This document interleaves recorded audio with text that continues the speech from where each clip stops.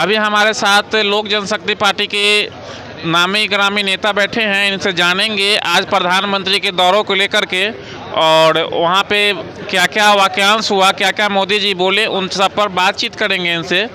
बहुत बहुत स्वागत है सर। धन्यवाद। इस बार हाजीपुर के जनता को क्या संदेश देना चाहिएगा चिराग पासवान को लेकर? देखिए, सबसे पहले तो आपको मैं बता दूं कि मैं लोक जनशक्ति पार्टी रामविलास का संगठन मंत्री था। जो 3 तारीख को हम लोगों ने 22 लोग, रेणु कुशवाहा जी, अजय कुशवाहा जी, सतीश बाबू लेकर के 22 लोगों ने रिजाइन दिया था।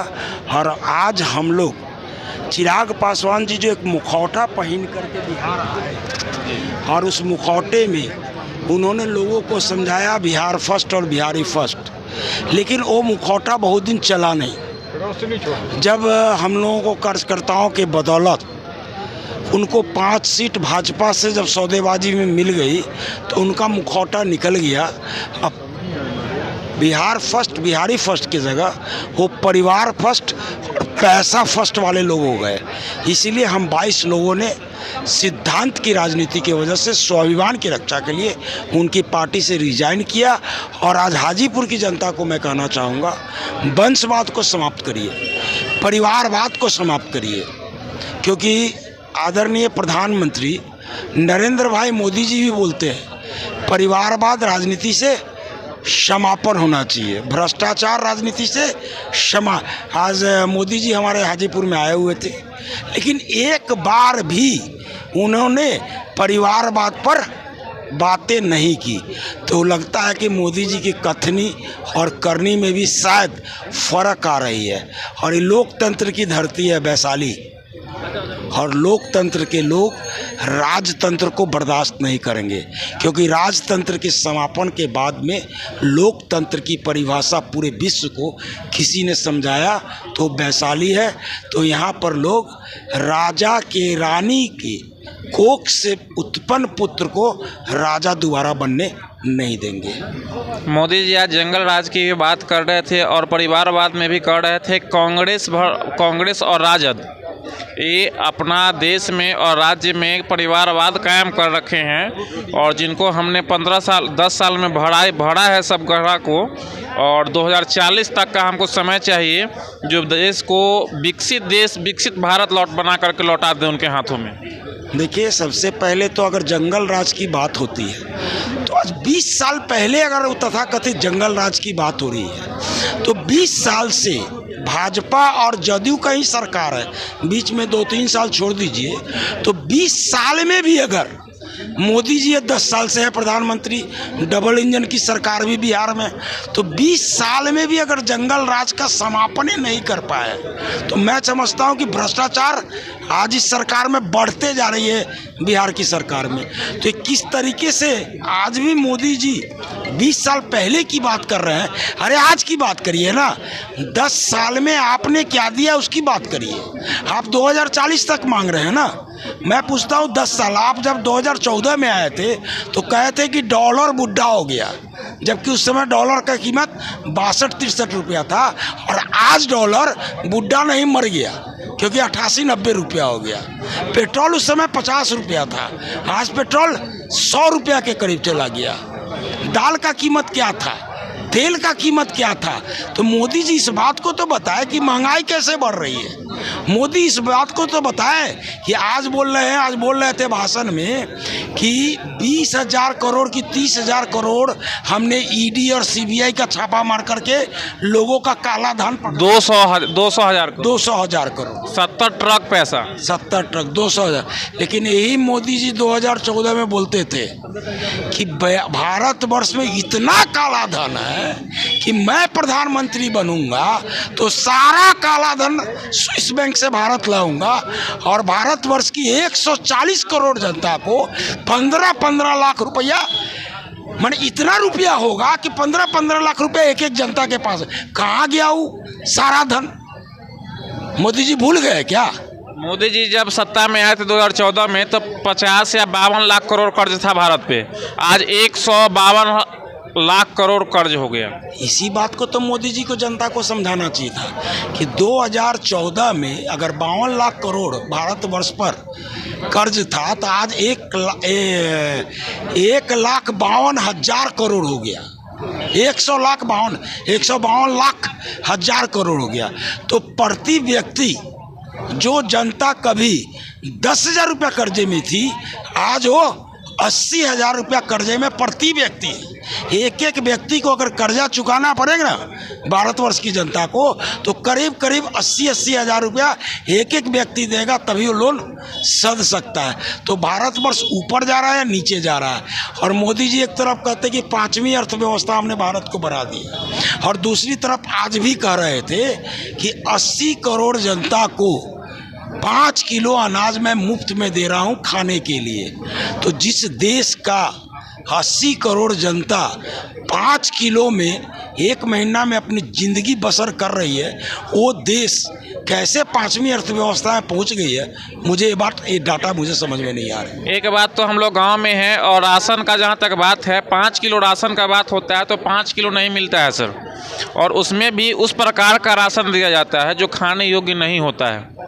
रिसाइकलिंग भी जैसे कि लेकर के आता है लोग और उसको बेच देता है, फिर वही घूम करके चला आता है। देखिए, ये जो फ्री क्या बोलते हैं ना, फ्री इमेज, ठीक है, ये 5 किलो अनाज में जनता को ठग रहे हैं। वो भी सड़ा हुआ चावल देते हैं, सड़ा हुआ गेहूं देते हैं। अगर गांव में जाइएगा जहां पीडीएस का दुकान है, आप देखिएगा कि वहां से जनता 5 किलो अनाज लेके निकलती है और दूसरे जगह वो 5 किलो बेच देती है। वहाँ का डीलर जो सरकारी दुकानदार होता है वही खरीद लेता है, वही बात बोला, कम दामों में खरीद लेता है और उसको ज़्यादा मुनाफे में बेच देता है। तो ये भारतवर्ष की जनता को बेवकूफ़ बनाया जा रहा है, और भारतवर्ष की जनता बेवकूफ़ नहीं है। 10 साल इनको मौका दिया, लेकिन इस बार लगता है जनता ने मूड बना लिया है कि मोदी की सरकार को हटाना, एक नया सरकार बनाना है। क्योंकि लोकतंत्र में कोई भी राजनीतिक पार्टी को अगर ज़्यादा बहुमत दे दीजिएगा तो वो, जैसे कि आपको याद होगा, इंदिरा गांधी भी 1975 में इमरजेंसी लाने का काम किया था ना, तो वैसे ही मोदी जी भी अगर आ जाएंगे ना तो हो सकता है 2029 तक कुछ और आ जाए। तो इसलिए जनता इस बात को समझ गई है और इस बार उनकी सरकार को आने नहीं देगी। बिहार के मजदूरों की बात होती है। बिहार जो सबसे ज़्यादा IAS और IPS देने वाला राज्य था, यह एक मजदूरों का राज्य बन गया। कैसे बन गया? ये बात तो मोदी जी को बताना चाहिए। मोदी जी कहते हैं डबल इंजन की सरकार में बिहार का सबसे ज़्यादा उन्नति हुआ है, तो सबसे ज़्यादा पलायन कहाँ पर है? बिहार में। प्रति व्यक्ति आय पूरे देश में सबसे ज़्यादा किस राज्य का, सबसे कम किस राज्य का है? तो बिहार का है। शिक्षा दर पूरे देश में सबसे ज़्यादा किस राज्य का है? तो बिहार का है। गरीबी रेखा से नीचे बसने वाले सबसे ज़्यादा प्रतिशत लोग कहाँ हैं? तो बिहार में है।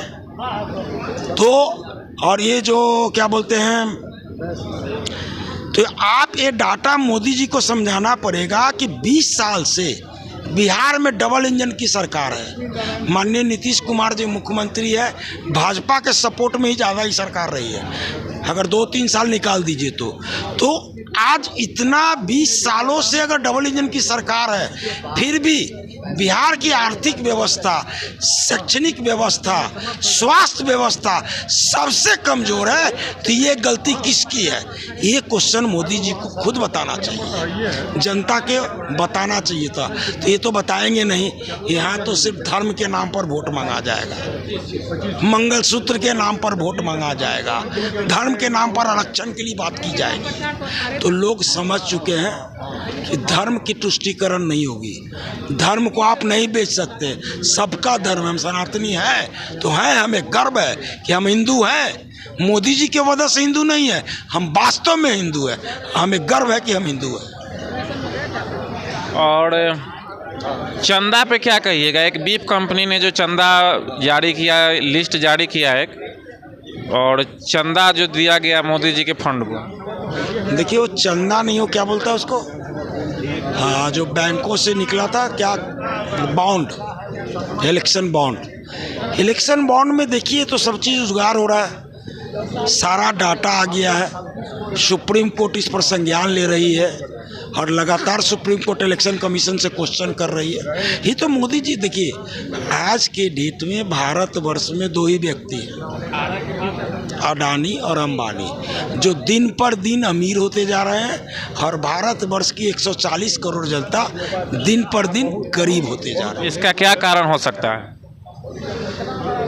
कुव्यवस्था, आपने अभी खुद ही बोला 152 लाख करोड़ कर्जा हो गया 52 लाख करोड़ से, तो आप समझ लीजिए लोगों को कर्ज में डुबा रहे हैं। बोलते हैं लोन बड़ा इजी मिलता है, लोन तो ले लेगा लेकिन लोन का ईएमआई कौन देगा भाई? ईएमआई भी देना है ना। और इसीलिए बैंकों का कर्जा डूब रहा है, इसीलिए लोगों को गलत आदत में फंसाया जा रहा है ताकि लोग फ्री बीज में फंस जाए और इनको वोट दे दें। काम कुछ नहीं करना। मोदी जी के बाद पीएम का चेहरा कौन हो सकते हैं? ये तो जनता तय करेगी। और मोदी जी कहते थे कि 75 वर्ष की आयु के बाद में लोग रिटायरमेंट राजनीति से ले लें।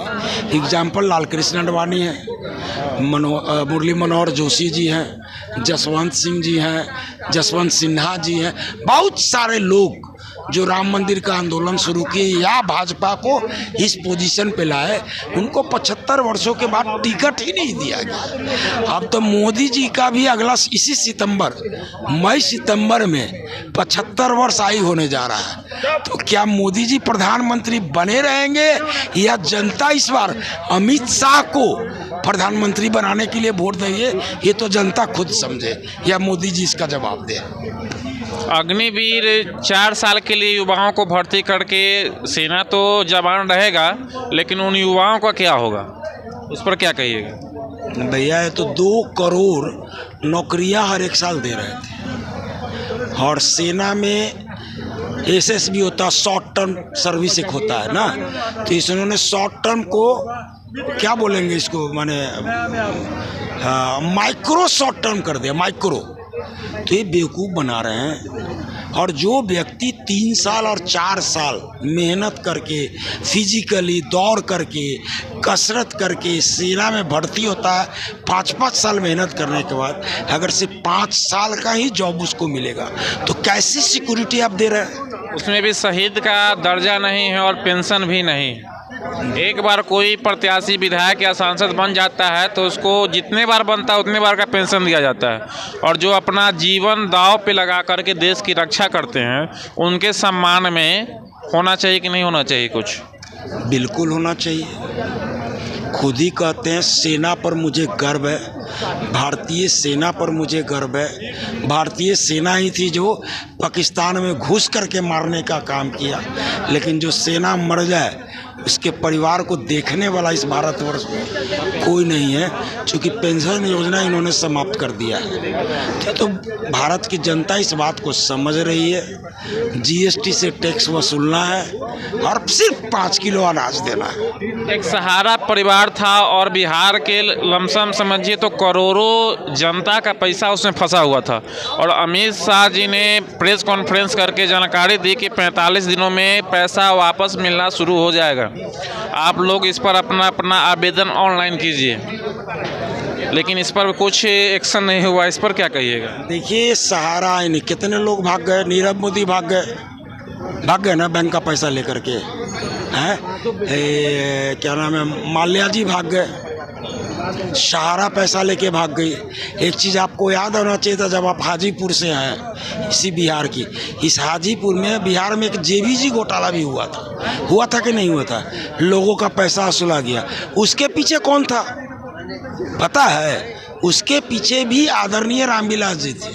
49%, जहाँ तक मुझे ज्ञात है, 49% जेबीजी में शेयर होल्डिंग इनका था, लेकिन आज तक उसकी खुलासा नहीं। तो ऐसे बहुत सारे घोटाले हो रहे हैं जिसका जवाब कोई नहीं देगा। स्विस बैंक का पैसा जो गया सो गया ही रह गया, आया नहीं, सिर्फ बोलना था, जुमलेबाजी था। राम मंदिर पर ही एक बात हो रहा था, तो उन्होंने, एक नेता ही थे, तो उन्होंने कहा कि मोदी जी राम जी को तो ले आया, बोलते हैं राम मंदिर बनवाया, राम जी को तो ले आए, अब नीरव मोदी जो देश का पैसा लेके भागा, विजय माल्या जो भागा, उसको कब लाइएगा? देखिए ये जो बात आप राम मंदिर की कर रहे हैं, कैसे मोदी जी ले आए? हम क्यों मान लें मोदी जी ले आए? मोदी जी जब 2014 में बने थे प्रधानमंत्री तो ये केस सुप्रीम कोर्ट में था कि नहीं था? हाई कोर्ट में, पहले इलाहाबाद हाई कोर्ट में था कि नहीं था? अगर सुप्रीम कोर्ट ऑर्डर नहीं करता तो क्या मोदी जी राम मंदिर बनवा देते? क्यों नहीं बनवाए? तो मोदी जी नहीं लाए, सुप्रीम कोर्ट ने लाया। हाँ, सारे हिंदुओं ने राम मंदिर के लिए लड़ाई लड़ी, अकेले मोदी जी कुछ भी नहीं किए। राम मंदिर के जो लड़ाई लड़े आज तो राजनीति में है ही नहीं, जो जनता लड़ी उसका नाम कोई नहीं ले रहा। ठीक है, तो मोदी जी कैसे ले आए भाई? सुप्रीम कोर्ट का ऑर्डर हुआ कि राम मंदिर वहाँ बनेगा तो राम मंदिर बना, राम जी वहाँ पर आए। इसमें मोदी जी का क्या योगदान है भाई? जैसे कि वो अपने भाषण में बोलता है कि राम मंदिर, भाषण में बोलता है, आप बोलिए ना मोदी जी लेके आए कि सुप्रीम कोर्ट लेके आए? सुप्रीम कोर्ट अगर ऑर्डर नहीं देता तो क्या राम मंदिर अयोध्या में बनता? क्यों नहीं बना इतना दिन? सुप्रीम कोर्ट ने जब ऑर्डर किया उसके 2 साल के बाद बना। तो मोदी जी कैसे ले आए? क्या मोदी जी सुप्रीम कोर्ट के चीफ जस्टिस थे? सुप्रीम कोर्ट के चीफ जस्टिस मोदी जी थे कि चीफ जस्टिस कोई और था? तो कैसे मोदी जी ले आए बताइए हमको? अरे प्रचार करना है, धर्म का प्रचार करना है, और राजनीति में जब जब धर्म आएगा ना तो देश का विकास नहीं होगा। और एक किसान सम्मान निधि योजना के तहत गरीब किसानों को 6,000 का सालाना देते हैं। फिर से फ्री बीज 6,000 में एक किसान का घर को क्या होगा? और एक और चीज़ बता दें कि समय पर खाद बीज नहीं मिलता है और 500 का महीना हुआ, और अगर इसको ख़त्म करके सही समय पर सस्ता में अगर खाद बीज दे दिया जाए वो ज़्यादा अच्छा रहेगा कि ये देना अच्छा होगा। देखिए, भारतवर्ष में बाढ़ का प्रॉब्लम है, भारतवर्ष में सूखा का प्रॉब्लम है। तो न सूखा को समाप्त किया जा रहा है न बाढ़ को समाप्त, कोई योजना नहीं है। गंगा को साफ किया जा रहा था, गंगा माँ को योजना चला ना जी, गंगा सफाई, कहाँ गया गंगा सफाई योजना भैया? कितना साफ हो गया? तो बहुत सारी बातें हैं। अब जनता 10 साल में इसको समझ चुकी है, और इस बार जनता इसका जवाब देने जा रही है। ठीक है, धन्यवाद, बहुत बहुत धन्यवाद।